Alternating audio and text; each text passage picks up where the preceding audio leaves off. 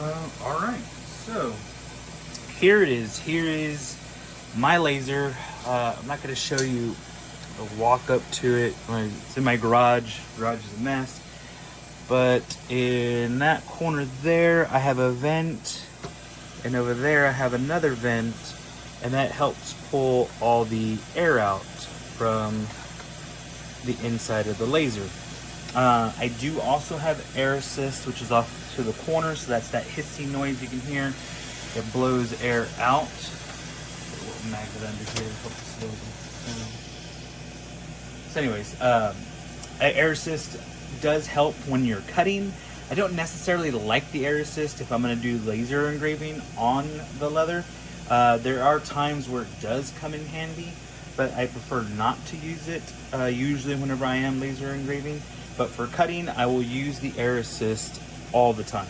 So on the main screen here, while I'm getting this set up, I have the first file pulled up. I usually cut on the setting for 3mm basswood. It works fine. I don't have any issues with it. Since this is all together, we're going to highlight it. We're going to click over here to cut. And now this is ready to cut. So from here, I've got to make sure my laser is connected already. We're going to go to process. And on this screen here, I don't have the laser in there yet, but on this screen here, or a screen, I was figuring this out.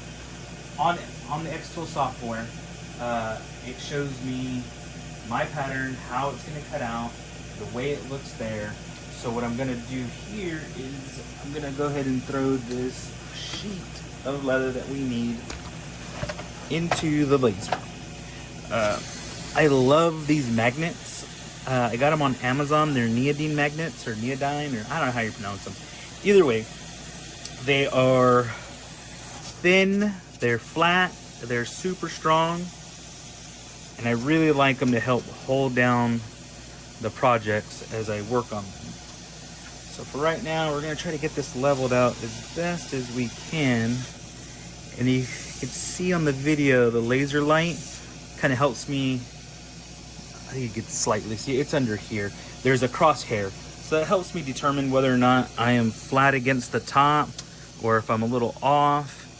But I use it to make sure that I've got it the best I can. It blows out old junk. So I'm going to set that over there. Use another magnet here. Just pushing them on the edges. Make sure that I got the most amount of cutting space I can have. Flat magnet here. We'll use a thicker one in that corner.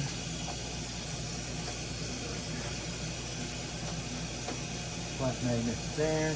I put the thicker ones on the other side, and I'll use these here on this edge. These thicker magnets that I have here that it came with, whenever it's cutting, this little bar here ends up getting hit, so it pushes the magnets off, but there's no bar on the other side for the air assist hose, so I don't have to worry about it getting pushed off on the other side. Set that up. Everything looks good there, there. So my piece of leather is in there. Didn't take me long to get that set up, right? So, and then you're watching it as I'm doing. So now we're going to go onto software and we're going to hit framing. Now framing, I'm going to be able to watch where the red crosshairs contact the leather, right? So what I'm looking for is to make sure that it's staying on the leather all the way around, and then I'm not running into any issues.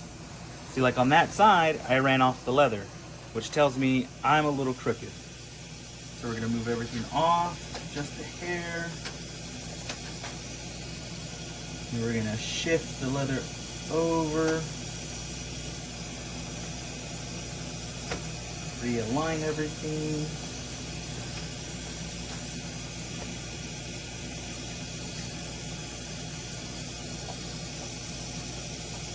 And then we're gonna run it again. Still on the leather, still on the leather. We're good, we're good, we're good. Ooh, we're better, but we're not there yet. So that's the thing, right? We want to make sure that we are where we need to be. So we're going to shift over just a little bit more.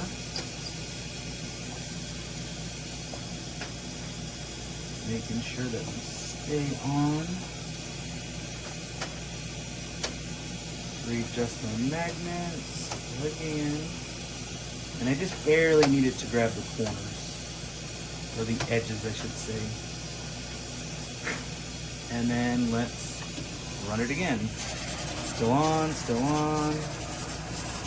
None of my magnets hit. And we're good. Everything looks good there. So now we are going to cut it out. Framing's complete. Next, we're going to go ahead and hit start. I have flame detection disabled. Leather does smoke a lot, but I have never had it catch fire.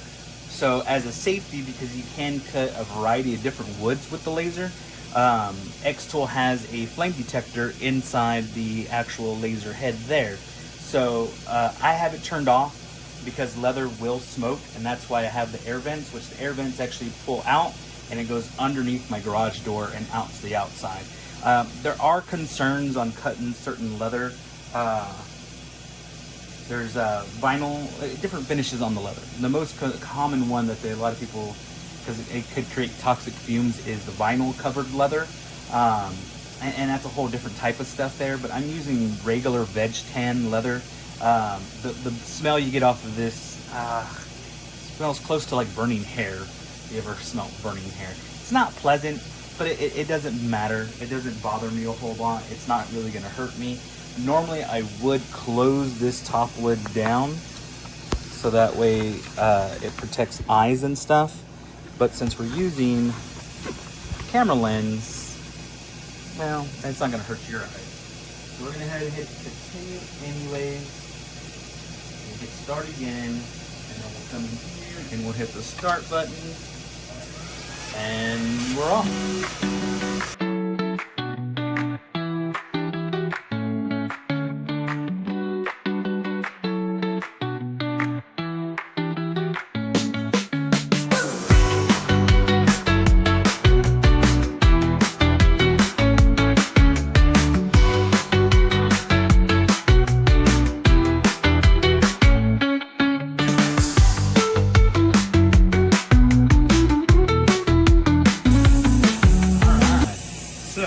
I time-lapsed that video, and as you can see, everything is perfectly cut out. All my holes are there in the back.